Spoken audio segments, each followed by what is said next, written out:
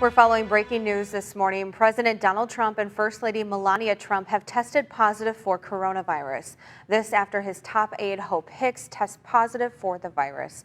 President Trump tweeted overnight saying, in part, "We will begin our quarantine and recovery process immediately. We will get through this together." As for Trump's aide, Hope Hicks, she traveled with the president to and from Tuesday's debate and a rally in Minnesota Wednesday. She was seen in photos not wearing a mask. NBC's Tracy Potts has more on what the president's positive test means for him, his presidential campaign, and for the country. Emily, good morning. Good morning, everyone. Let's start with what's most important, the president's health. He's said to be doing well. The White House physician with a statement on that overnight. The First Lady doing well also. But this comes at a critical time. President Trump now shut down for at least 2 weeks, quarantined in the middle of the final weeks of the campaign. I just want to say that the end of the pandemic is in sight. President Trump's final public appearance before announcing to the world via Twitter that he and First Lady Melania Trump have tested positive for COVID-19, adding, "We will begin our quarantine and recovery process immediately. We will get through this together." If the president can get it, anyone can get it, and that's what's so disturbing. The White House physician confirming that President and Mrs. Trump are feeling well and will quarantine at the White House. A senior administration official says he'll work from the White House residence. The news came shortly after we learned that Hope Hicks, one of the president's top aides, tested positive. She has spent with the president throughout her time at the White House, not to mention in the past few days. So that will give you some sense of why the president is taking this so seriously. Hicks was with the president at the debate in Cleveland Tuesday and in Minnesota Wednesday. That's when she began having symptoms, which means she could have been contagious earlier. We spend a lot of time with Hope and others, so we'll see what happens. Several White House officials, campaign staffers, and Trump family members have been in contact with Hicks in recent days. She was seen traveling on Air Force One without a mask. This is a high-risk exposure in an enclosed environment. Everybody on that flight, 14 days quarantine, regardless of what your test shows. Safety protocols are in place for White House staff. There's also concern about Democratic nominee Joe Biden, who stood 6 feet away from the president for an hour and a half at Tuesday's debate. The president of the United States now infected with coronavirus and unable to campaign in person for the next 2 weeks, with the election now just over a month away. President Trump was supposed to be in Orlando today for a campaign rally. That's been canceled. And this is raising questions about what the next 2 presidential debates might look like. Can they happen? And if so, how? I'm Tracy Potts, NBC 26. Great points. Thanks, Tracy. This all comes as President Donald Trump has planned to visit the Badger State. President Trump had been scheduled to attend rallies in Janesville and in Green Bay this weekend. The White House has reportedly cleared the president's travel schedule. Our meteorologist, Gino Recchia, joining us from his home studio this morning. What's on tap for today? Well, we're going to be warming up a little cooler than what we saw yesterday, Emily, about 10 degrees cooler. We're even waking up this morning with some frost advisories across parts of the area. Now, not everyone did see the temperatures to get down below freezing. You could see where the areas that did. Appleton, Clintonville, Green Bay, and kind of areas northward away from the Door County area. Even 27 in Oconto. Very chilly. But how about this? When you go from 27 to near 40 degrees in Sturgeon Bay, that's the water over Lake Michigan and Green Bay itself that really helped to prevent them from cooling off much. 38 right now outside on our tower cam. We've got a light calm wind at the moment. We'll probably see the winds pick up just a little bit today, 5 to 10 miles per hour, not a terrible breeze. We have warmed since the morning lows into the mid and upper 30s. We have some low-lying cloud cover that's moving in here, and that's helping to warm things up a little bit. It acts like a thermal blanket. So you see some of this low-lying clouds moving down to the south. Overall temperatures climbing up to near 50. That full forecast coming up in a bit. All right, thanks, Gino. NBC 26 is your official Packers station, led by the resurgence of Aaron Rodgers. The Green Bay offense has put up historic numbers through 3 games. Sports director Brandon Kinnard joins us with the story. The Packers offense is averaging a ridiculous 41 points per game. That's their most through 3 games since joining the NFL in 1921. Now, they've done it in multiple ways, but really the constant through it all has been the quarterback. Aaron Rodgers has rolled to his best start since his MVP year in 2014. Maybe even better than that, to be honest. The 36-year-old says he never lost confidence, even as he played below his own standards at times over the past couple seasons. This year, 3 games, I'm playing how I like playing. There were times the last couple of years where, we struggled as a whole, I think, and personally, but never lost confidence. And, I feel really good about where we're at. It's a plan. So that's just how we're looking at things.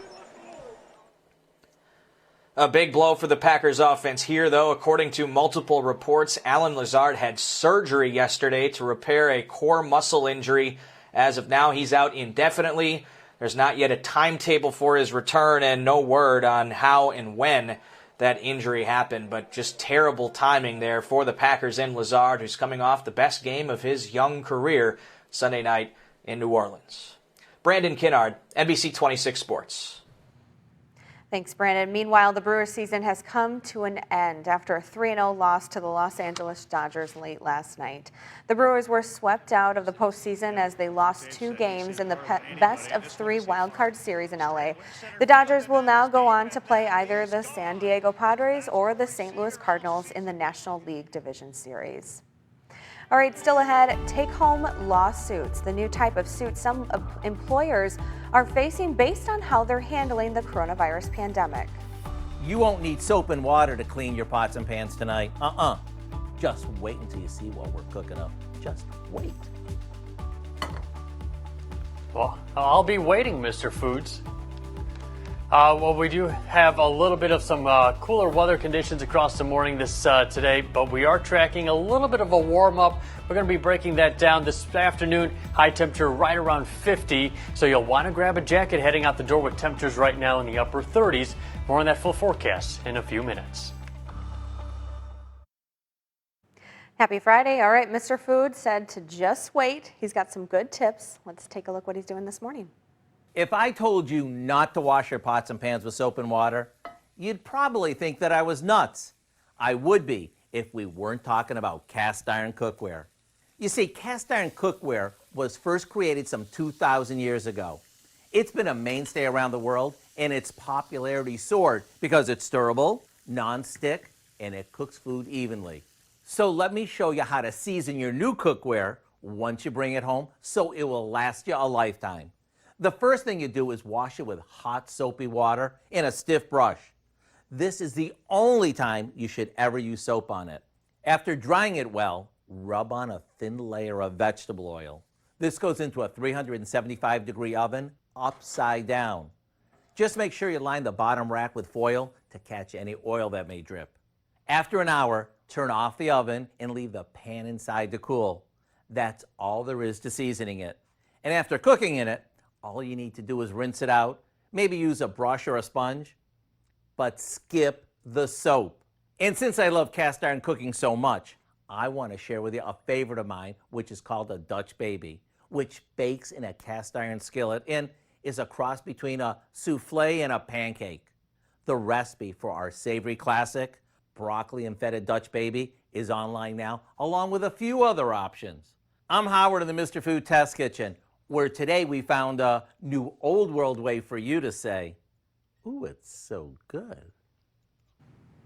Good tips. Thanks, Mr. Food. Businesses are facing a new type of COVID-19 lawsuit. They're called take-home lawsuits. They're based on the idea that someone has gone to work in an environment where their employer hasn't taken adequate safety measures. Then their family member gets sick. This type of lawsuit has been used for years with asbestos. It's a lot easier to establish a causal connection in the asbestos mesothelioma world than it is in the COVID world. And I think that's going to be the challenge for the cases that are now being filed. The most high-profile take-home lawsuit involving COVID filed so far is against an Aurora, Illinois meat pancake plant. The lawsuit says a man who worked there brought home the virus to his wife, and she died from it. Her family is accusing the plant of failing to stop the spread. The company has a statement on its website saying it has taken a proactive approach to minimize the health risk of spreading the virus.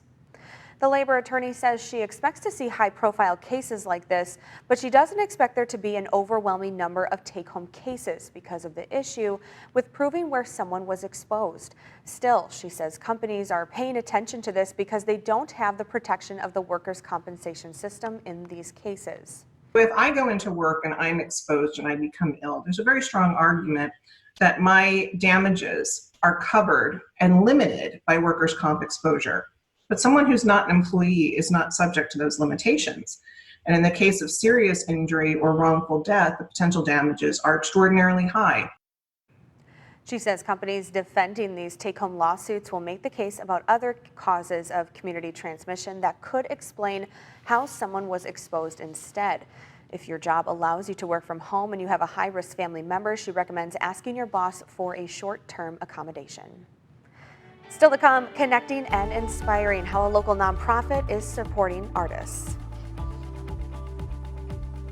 And we are talking about temperatures being a little cooler today, highs only being in the low 50s, but maybe some 60s returning as we get towards next week. We're going to talk about that full forecast coming up after this commercial break.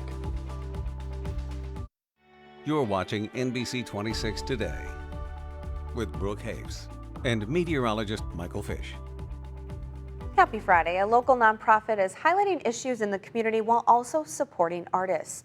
We take a closer look at their efforts to connect and inspire change.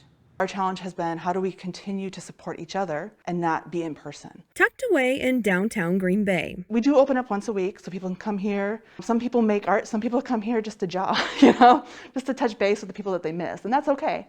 We encourage that. Is a place for artists to connect, grow, and find inspiration. Right now, anxiety is through the roof in communities. I think sitting down and creating a piece of art is a good way to sort of let that flow out of you, to process what you're reading and taking in every day in a positive way. It's called Sage Green Bay. They're a nonprofit that focuses on outreach through the arts. I think in good times, artists don't always feel supported. So even in good times, they really need that support. In times like these, in really challenging times, artists are keeping us connected. Artists are keeping us in touch with our feelings. They're keeping us in touch with each other. They're keeping us thinking through the issues we have to think through. Providing a space with donated supplies to support artists during these turbulent times.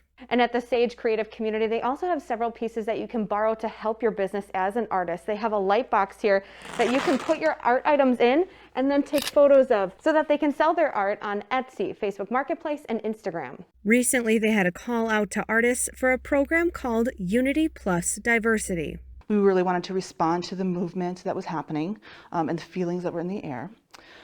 We didn't want to create an event that was unhealthy, meaning we didn't want to gather a large group of people. So instead, they reached out to downtown businesses to put the art on display, creating a gallery to connect us, including art on display in City Hall and the Green Bay Police Department. They welcomed us. They loved the theme. The artists got a lot of exposure at a time when you think that they wouldn't. The program was recently approved by Sage Green Bay's board to continue to funnel art out to local businesses with hopes of multiple benefits. Right now, we're really focused on those locally owned downtown businesses because we know that they need support too, and there's some mutual benefit here, but maybe it grows beyond that. Who knows? They hope to connect with more local businesses and inspire more people to explore art. I hope to bring out more art and artists. There are a lot of artists in Green Bay that we haven't met yet.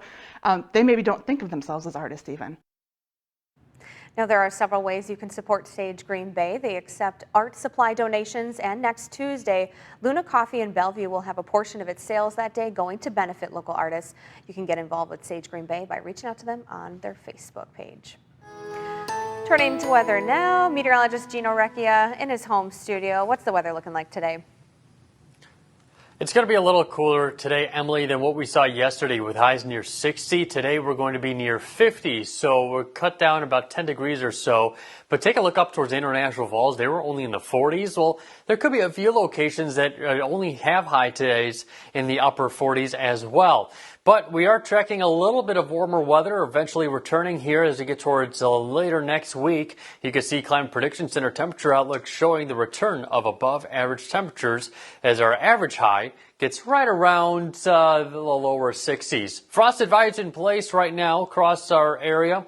We will see those expire later on this morning, but there could be another round of frost later tonight. So if you brought your plants inside, probably a good idea to keep them inside one more night before you bring them back out.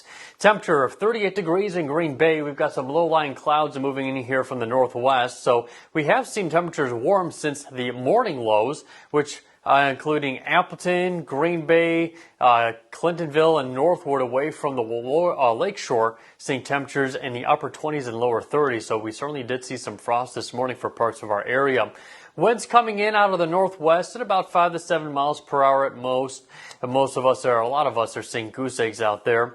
As lake effect rain showers over Lake Michigan on the other side. Could have a few sprinkles here across our areas. We have a weak area of low pressure, a trough of low pressure that's an upper level disturbance that's moving over the northern Great Lakes. I think most of that activity should be staying to the northeast of us, but it does appear that we will be seeing maybe a stray shower during the afternoon and evening hours. As we get into tonight, we'll have some increasing cloud cover. Then as we get into the day for tomorrow, we'll see mostly cloudy skies and maybe a stray shower here or there.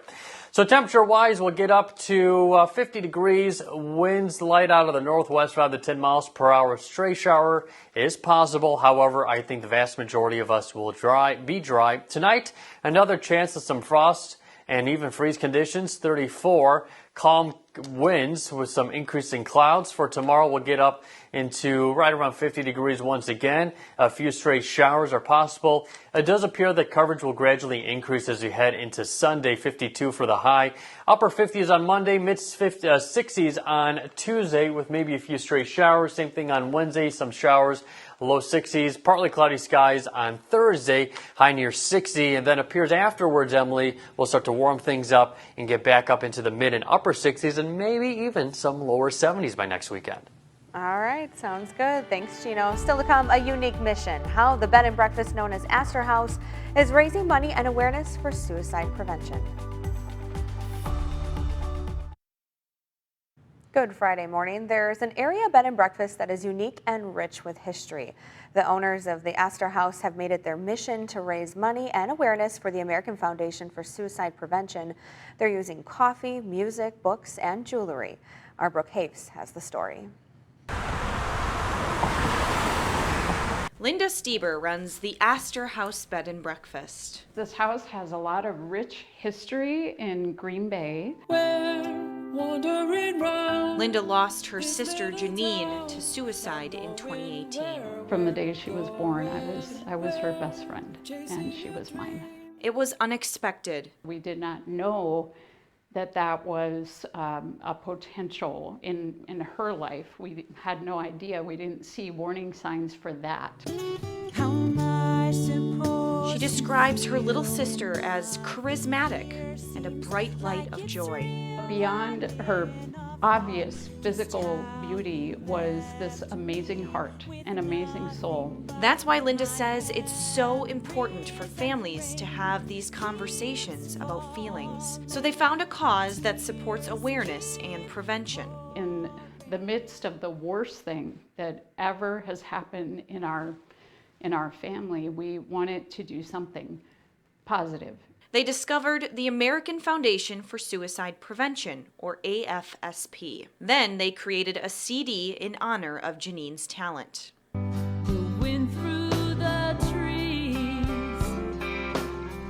They also found a jewelry maker who would mimic Janine's style.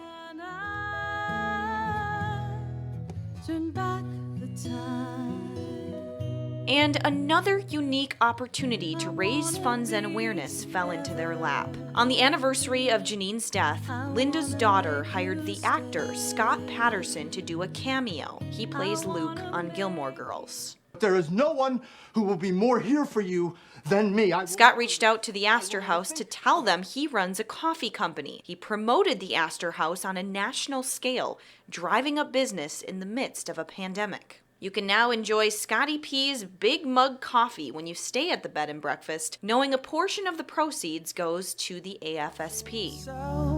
Softly to the ground. Linda's daughter, Lorelei, wrote a book while grieving the loss of her aunt. It even touches very tenderly on the topic of suicide and what it feels like to have lost somebody and be living with a broken heart. It's called The Circus of Stolen Dreams, and $3 of every book sale also goes to the AFSP. Stay with me.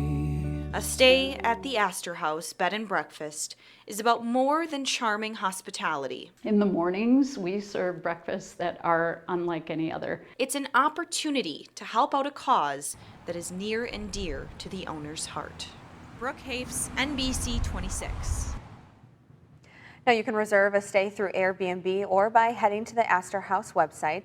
Again, all jewelry, CDs, books, and coffee is sold at the bed and breakfast, and a portion of all proceeds goes directly to the AFSP. Turning to weather now, Gino Recchia in his home studio. What's the weather looking like today? Well, Emily, it's going to be a little cooler than yesterday, but temperatures are going to be running about 10 to 15 degrees cooler than what we saw yesterday. Highs, or current values, I should say, are in the upper 30s. Still a couple 40-degree values in Wapaka. We also have that in Ephraim and Sturgeon Bay. A lot of us have been in the lower 30s, but a few locations certainly across Clintonville, Appleton, Green Bay, northward away from the Door County. We did see values this morning into the upper 20s and lower 30s. So yes, that frost did arrive, but the southern Fox Valley, it looks like you guys missed out on it just by a few degrees. We've got a few rain showers over Lake Michigan. That's some lake effect rain showers. Most of us are pretty dry right now. We've got some low-lying clouds moving in here from the northwest, and it does appear some of this cloud cover is helping us stay a little warm. Temperatures will get up to right around 50 degrees today. Looks like that's going to be similar for the weekend, but could see a little warm up. If you're just joining us, I'll have that full forecast coming up in the next half hour. We continue to follow breaking news this morning. The President and First Lady have both tested positive for COVID-19. The news came overnight, just hours after we learned senior Trump aide Hope Hicks came down with the virus. Hicks has been traveling with the Trumps throughout the week and reported having symptoms Wednesday on the way back from Trump's rally in Minnesota. The President and First Lady now become part of the 7 million person infection toll the U.S. has reached. Trump's age of 74 puts him at higher risk for coronavirus complications. His doctor says both he and Melania are well at this time as they head into quarantine. It's unclear right now how many other people at the White House may have been exposed. Numbers from the New York Times show Northeast Wisconsin has some of the worst COVID outbreaks, not just in the state, but in the entire country. The Oshkosh-Neenah area is listed as number 1 for greatest number of new cases relative to population. Green Bay is 3rd in the country, and Appleton is 4th. The state health department recorded a record number of new cases, more than 2,800. Governor Tony Evers urged Wisconsinites to stay home as much as possible. He said even if a law doesn't require it, the state is safer at home. Evers urged people to cancel gatherings and get-togethers and continue to push for people to wear a mask. The surges we're seeing across the state are not an indication that masks don't work. It underscores what we've said all along, which is that masks only work if everyone wears them. My mask protects me, protects you. Evers said with the state's current numbers, difficult days are likely ahead. Turning to weather now as we take a live look out on our Lambeau field this morning. A chilly morning to end our work week. Gino. Yeah, that's right, Emily. We are seeing temperatures that are in the lower to upper 30s across many locations. We do have a frost advisory right now in effect for most of the NBC 26 viewing area. Farther into the Northwoods, the growing season ended. That's why we don't have any headlines products right now. Here are what the low temperatures were this morning in the lower 30s in Appleton, Clintonville, Green Bay, and northward into the Northwoods. Lakeside areas right around Sturgeon Bay, Ephraim, upper 30s. We had some mid-30s across the southern Fox Valley, so not everyone did get that frost, but we could have another round of that as we head into tonight. Temperature of 38 degrees with a calm northwest wind. We have sunrise at 6:52, but we're starting to see a little bit of that light off into the distance. 35 in Anago, 40 in Wapaka, 34 in Princeton, Fond du Lac, 38 in Sheboygan, Kewaunee, and 37 in Manitowoc. Winds are pretty light and very out of the northwest right now. We are going to be seeing a little bit of cloud cover build in here during the day, maybe a few stray showers with a temperature near 50. All right, thanks, Gino. As week-to-week cases of coronavirus in Brown County continue to rise, Belen Hospital is at 94% capacity right now. They're working to add beds, but we're told the community spread challenges staffing. That challenges the organizations to take care of the other healthcare needs that are needed on a daily basis and we've been taking care of for over 110 years. ThedaCare CEO says 95% of their beds are full. According to the Wisconsin Hospital Association, ICUs in the Fox Valley area are 91% capacity, while ICUs in Northeast Wisconsin, they break down these regions, are at 82% of capacity. Last March, before there were any confirmed cases in Brown County, the Green Bay Metro Fire Chief said Green Bay hospitals were at 97% of capacity, with that number affected by the flu. Despite the growth of positive COVID-19 tests in the area, college and university leaders we spoke to from Outagamie to Winnebago, Brown County say their numbers are trending much lower than the statewide figure. At both Lawrence University and UW Green Bay, their total positivity rates are less than 1%. We happen to live in a pretty heavily densely populated area, and therefore we believe that testing is the way to keep our students safe. We probably have done more testing other than University of Wisconsin-Madison than any other UW in the system. And from Lawrence University to UW Oshkosh, university leaders all mentioned that social distancing on campus, mask wearing requirements, and an ample supply of tests have all contributed to their positivity rates continuing to fall the past couple of weeks. Turning to Decision 2020 now, the state's top election official says there were no Wisconsin absentee ballots in mail discovered in a ditch last week near Appleton. The Outagamie County Sheriff's Department initially said and repeated that deputies found several absentee ballots in 3 trays of mail on the roadside, but not ballots from Wisconsin. The Sheriff's Department cannot comment on which states the ballots came from because the Postal Service is still investigating. Wisconsin has seen more than 100,000 new voter registrations in the last month alone, and with that usually comes more votes being cast. While Wisconsin expects about 3 million people to vote in person on Election Day, the State Elections Commission says they've received 1.2 million absentee applications and have had 400,000 returned already. Wisconsin, and especially Green Bay, still need poll workers to help process the ballots when the time comes on Election Day. State law says the absentee ballots may not be counted before polls open that day. The City of Green Bay is urging people to use the election drop box at City Hall. The City of Green Bay says it is one of the safest and best methods to make sure your vote counts. Someone from the clerk's office picks up the ballots twice a day and holds them to be counted on Election Day. There's no need to mail it back. Still to come, the hidden job market, how you can utilize the best strategies to help you find new employment. And we are seeing a little bit of cloud cover once again today, maybe even a stray shower as we head into the early afternoon and evening, but it does appear most of us will be dry today. Temperatures climbing up only to 50, and that looks to be the case this weekend, but maybe some warmer temperatures next week. We'll be breaking down that full forecast coming up. Now to the rebound and getting back to work. This pandemic is making it challenging for some Wisconsinites to find a job. Julia Fellow shares some strategies to tap into that hidden job market. The job strategist that you are about to meet says no matter what industry you're trying to break into today, you need to set a wide net and apply to at least 25 to 30 different companies. A common mistake that I find with many job seekers is that they really hone in on one company, Which Sarah Johnston says can set you up for disappointment. Statistically, I found from anecdotal evidence that you're going to hear back from about 20 to 25% of people. And don't wait around for a callback. Johnston urges you to be your own detective. Find the person making the hire. That's the beauty of the hidden job market, is that often there is a need for a position, but maybe the hiring managers get too busy to post it. These are strategies Bertha Nance used to land her job as a certified nursing assistant at a Milwaukee nursing home just this month. I was determined to get the job. I wanted the job. She didn't know if she had a spot. And so I asked her if she could check. She checked and she did. I work full time now.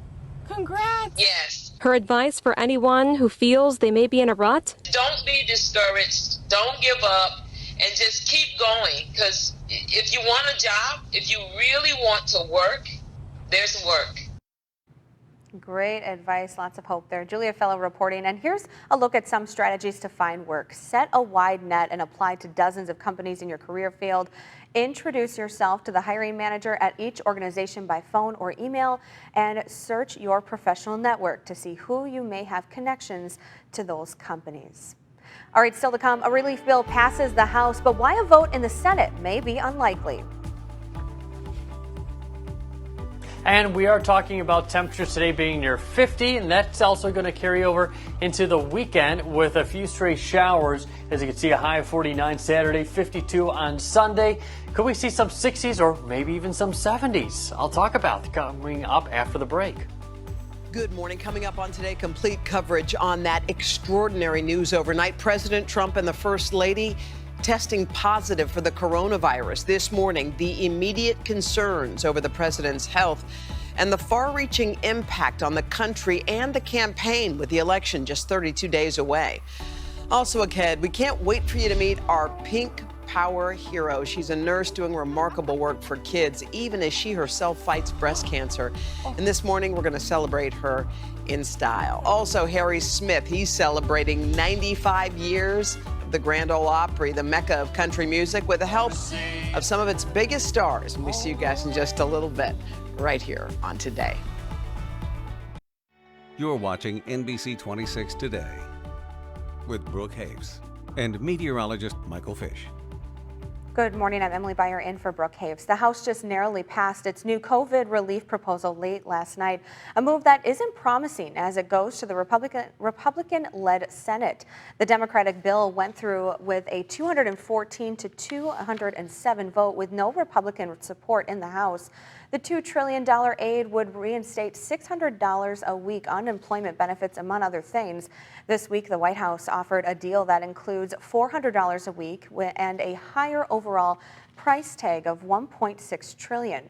Originally, Republicans were looking at a bill for $1 trillion or less. Still, uncertainty remains if lawmakers will pass new aid before the election, as many Americans continue to struggle amid the pandemic. A visa ban that left many businesses struggling to fill positions has been temporarily lifted. In June, President Trump banned visas that allow people from other countries to come work in the U.S. for a certain amount of time. It was a move Trump said would open up more jobs for Americans, but many didn't apply. That led to several organizations suing the Trump administration. Yesterday, a federal judge ruled in their favor to lift the ban while the case is further reviewed. Work visas will now be allowed for businesses under the U.S. Chamber of Commerce, National Association of Manufacturers, National Retail Federation, TechNet, and Intrax. As Hollywood gears up for what they're hoping is a blockbuster holiday movie season, studios continue to do hybrid releases, movies that will appear both in select theaters and on demand. Here's Raphael Seth with a look at this week's box office preview. Caitlin exploded. What? Like a bomb? No, like a balloon? Romantic sparks may lead to more than just fireworks in Spontaneous. 13 Reasons Why star Katherine Langford plays a high schooler in this one. She's got a serious case of senioritis, but her world is turned inside out when students at her school start randomly exploding. But when she meets a quirky loner, she begins what could be a very combustible relationship. Spontaneous is in limited theaters this week. You may be humanity's only chance to find a cure. Cody Smith-McPhee clears the air in 2067. The X-Men cast member stars as an underground worker drone in this dark future. The Earth has run out of oxygen and the new synthetic air is causing widespread death. All hope seems lost until a mysterious message tells time scientists to send the tunnel digger into the future to save the past. 2067 is in select theaters and on demand. I can't even remember how we got back to the room last night. Maggie Q discovers murder roofies in Death of Me. The Divergent star is on a secluded island in the Pacific with her husband. The two wake up one morning with a hangover and no memory of the previous night, but a video of that night shows Luke Hemsworth murdering the wife who's sitting right next to him, which raises more than a few questions. Death of Me is rated R. That's the box office preview. Raphael Seth, NBC News. Lots of thrillers. All right, Saturday Night Live returns for a new season this weekend. SNL is giving fans a first look at actor Jim Carrey suited up as Democratic presidential candidate Joe Biden. Carrey appears alongside Maya Rudolph, who plays Biden's running mate, Senator Kamala Harris. You can catch the season premiere tomorrow night right here on NBC 26. I am so excited for SNL. It's going to be so good. Gino, what's the weather looking like for this weekend? Yeah. I know. Yeah, I just saw that video on Twitter that they posted, and it's probably going to be pretty good. For those of you who are probably going to want to watch that tomorrow night, it's going to be a chilly one, so maybe stay inside. I would suggest, of course, you'll probably have to do that to watch SNL. Temperatures yesterday up into International Falls were quite chilly. That's that cooler air mass that has arrived here across our area today after seeing highs yesterday into the upper 50s and near 60 degrees. Above average temperatures, though, will be arriving here as we head into the next week. So you see that warm air advancing eastward. So a couple more days of this well below average conditions, and then we'll start to improve things. We've got frost advisories across most of the NBC 26 viewing area right now. That's going to carry over into the rest of the morning. And then there could be additional frost as we head into later tonight. So if you do have any potted plants that you brought inside, or if you covered your garden beds, probably a good idea to keep those covered once again before we have a little bit of improving conditions as we see later on into the weekend. Temperatures right now are in the upper 30s. We've got a light wind out of the north at 0 miles per hour. Sunrise was at 6:52, sunset at 6:30. We're holding on to values into the upper 30s, or I should say upper 30s to low 40s across the southern Fox Valley, and then a little bit cooler up towards the north Menominee at 32, Pembine at 33, and Mountain at 36. Winds are pretty light and variable coming in out of the northwest at about 3 to 5 miles per hour moving across our area. Rainfall, not much being shown right now on radar, but we do have a little bit of low-lying clouds moving down to the south, and that's going to keep us a little bit under more cloudy skies than more sunshine, but doesn't appear we'll see a whole lot of rainfall during the day today. We have a little bit of some lake effect rain showers off towards the UP and on Lake Michigan as well, but it does appear as we get into tonight with a little bit of high pressure moving in here, sky should clear out a little bit as we have a little area of low pressure, a trough of low pressure right now over the northern Great Lakes. Might spark off a stray shower here or there, but as you can see, not a whole lot of active coverage across the region. Then as you get into tonight, a little bit of an additional increasing cloud cover. So temperatures today, we'll get up to a high right around 50 degrees. We'll have a northwest wind at about 5 to 10 miles per hour with a few stray showers. Then for tonight, we'll drop down into the mid and lower 30s once again, calm winds. And then for tomorrow, we'll get back up into the upper 40s. 7-day forecast does show another couple days of low 50s, and then we'll start to warm things up. Upper 50s Monday for Monday Night Football, and then low 60s as you get towards later next work week before another warm up later afterwards, Emily.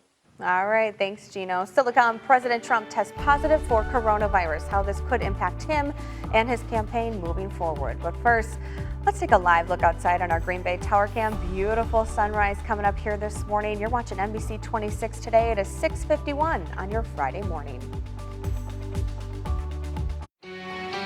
In today's top stories, the President and First Lady have both tested positive for COVID-19.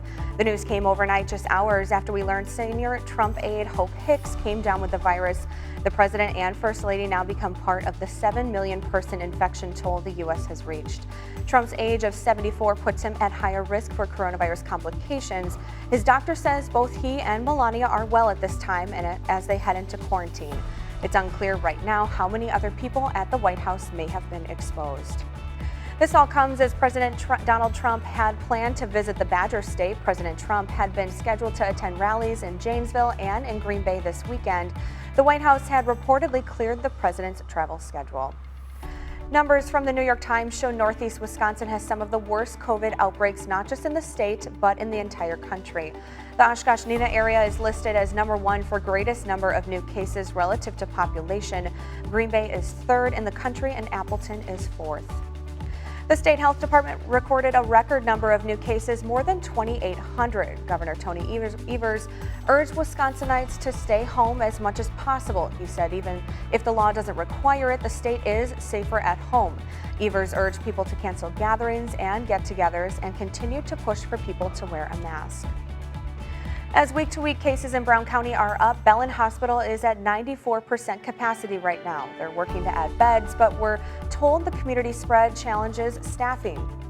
That challenges the organizations to take care of the other healthcare needs that are needed on a daily basis and we've been taking care of for over 110 years.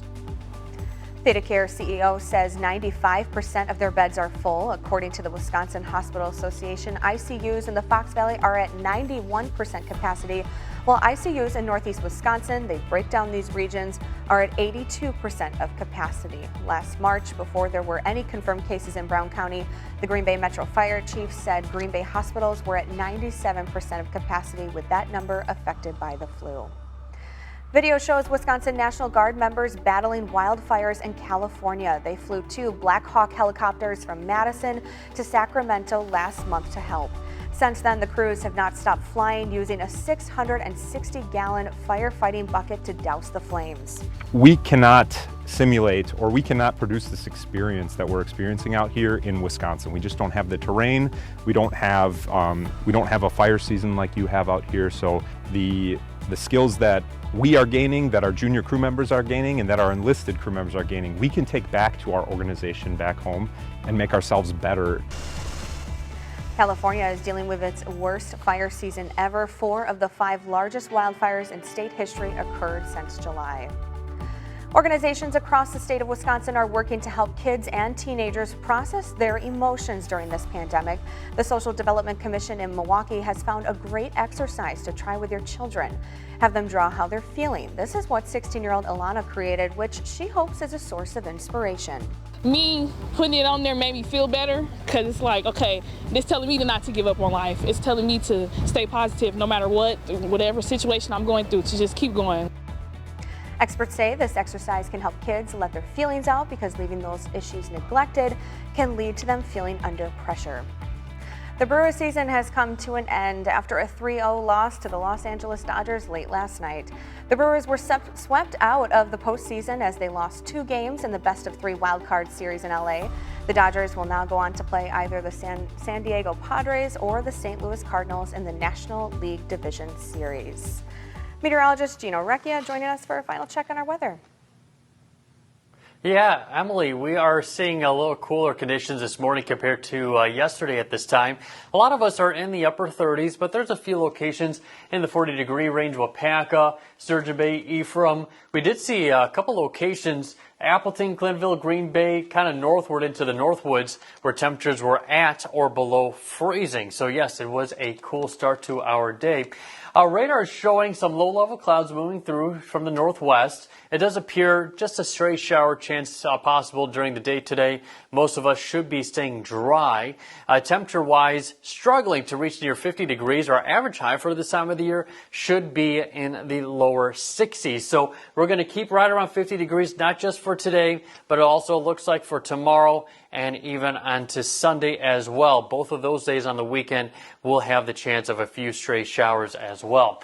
Across the rest of our area, you can see head up towards the north, we'll be seeing cooler conditions right now into the mid-40s. That's a look at your forecast. All right, thank you, Gino. And as we head into the weekend, this will be my final newscast. I've loved working with so many incredible people here, and I'm truly so grateful for the opportunities I've had to connect and share the stories of folks in my home state. As for where I'm headed, I'm very excited to say nowhere. I will be taking this time to step away and focus on raising and hopefully adding to our family. Thank you so much to the viewers for being so kind and supportive, and to my family and friends. Of course, my husband. I no longer have to go to bed at 5 o'clock at night, although with my son, I may still need the rest. And if you see me out and about, please say hi from a distance. Please, again, once this is all over, just come and say hi. You can still, of course, always connect with me on social media. Thank you, thank you, thank you. Have a beautiful Friday, everyone. The Today Show starts now.